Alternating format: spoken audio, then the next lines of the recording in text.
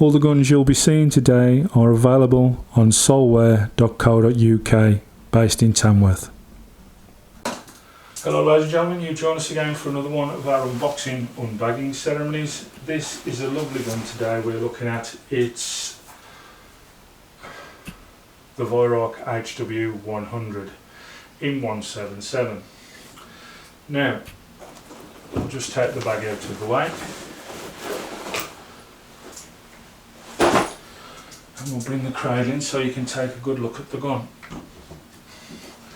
Now, as you can see, it's already been scoped up. While I've been waiting for these next guns to come into use, I obviously have been getting them ready and trying them out, and I have to admit this is a lovely gun to shoot. As I said, it's a 177. And it's a 14 shot magazine in these, which is quite nice. Loads really smoothly. Obviously it's got that Weihrauch self-propulsion system on the magazine, and it works really well. I have put a huge scope on this. It's a 6x24x50 with the idea of taking it out hunting, because it's that good from what I've tried out.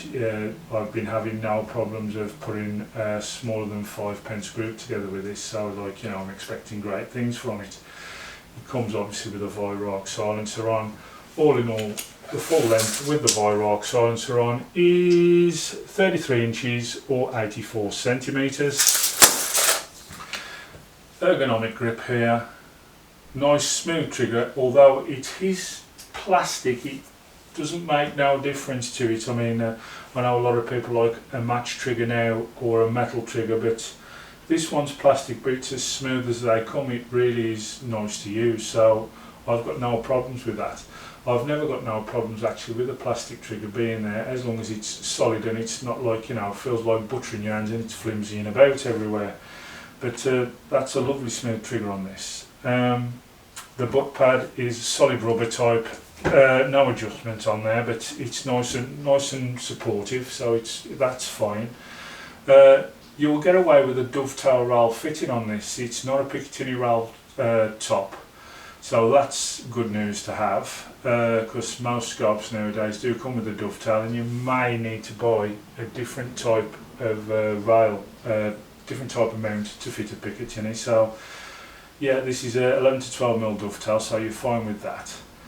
It's done in a lovely black polymer, which is really quite grippy. It doesn't feel plasticky at all, it feels more rubberised than anything else, and it's really nicely done. Same with the cheek piece, really nicely done.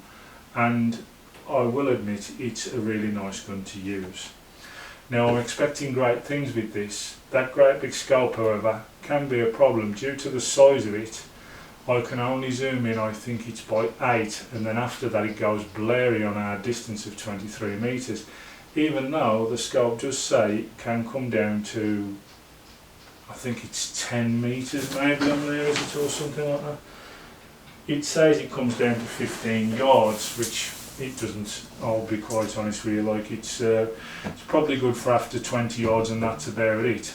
It's a Richter Optics scope that I've put on there, but it may have to come off, to be honest with you.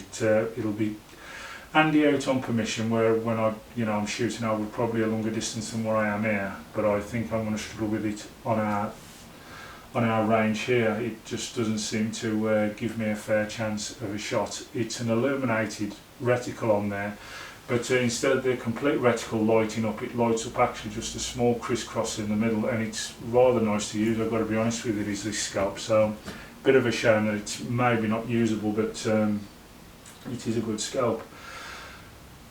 The gun, however, going back to it, it's Weihrauch. Obviously you're going to be getting quality. Weihrauch, really and truthfully, like, are one of the greater makers of guns, to be fair, especially in the airgun world. You've got Weihrauch, maybe Air Arms, and I know a lot of people rave on about Daystate. You would not believe how many people I've seen have had trouble with Daystates and had to take them back. I've even been told by an old supplier I used to use for the guns, not my one I use now, which is Solware obviously, Well, I was told by one of my old suppliers of guns that he stopped stocking them in the end due to the fact their customer service was terrible at Daystate and he was sick of taking them back. He says there's no joy at all in selling a gun to somebody and then having to give them the money back. He said it just kills the sale. He says, and also he said it's not good for the till. He said so he stopped stocking them. He's had a lot of people take Daystates back, and Daystate have charged them for repair, even though it was obviously proved even at the shop that the gun was at fault and it wasn't the owner. Daystate have charged them for repair, so just something to look out there with Daystate. But Weihrauch, you don't hear many people complain about them. They're pretty good, and that's good to know. There is, you know, as I say, other decent makers out there, but Weihrauch have been there from break barrel days really, and always been a top class outfit really, like in the gun world. And I know a lot of people really do like them. I've just been shooting, as you know, in the previous Battle League, the HW 110, and that was really nice to shoot as well. This one is slightly a little bit of class above that, to be fair, and I'm really looking forward to seeing how it goes. As I say, everything's right on the gun. The cocking lever for me is on the right hand side of the gun, which is better. I prefer that, and it's really smooth to cock. As I say, it's this rotating propulsion system that self-propels inside the gun is fantastic. I think it's a great system that Weihrauch's got.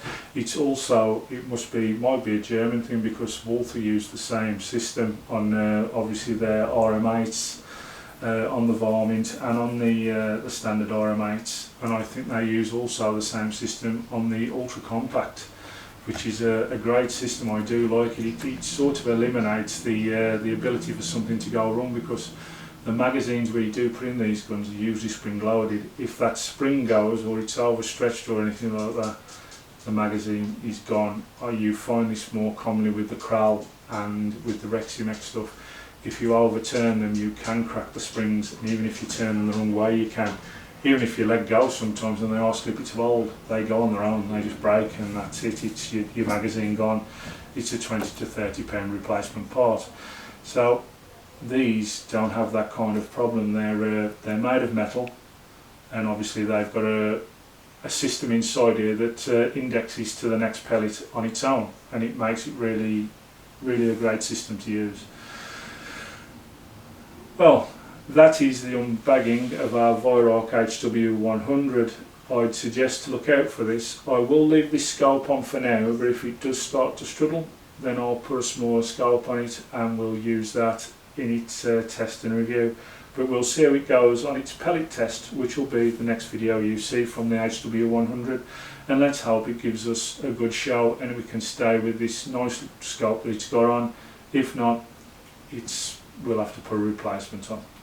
But I'll see you all in that one next, and that'll be the HW 100's pellet test. Let's have a see which pellet we can get to match to it. Thank you all for watching. Bye bye now.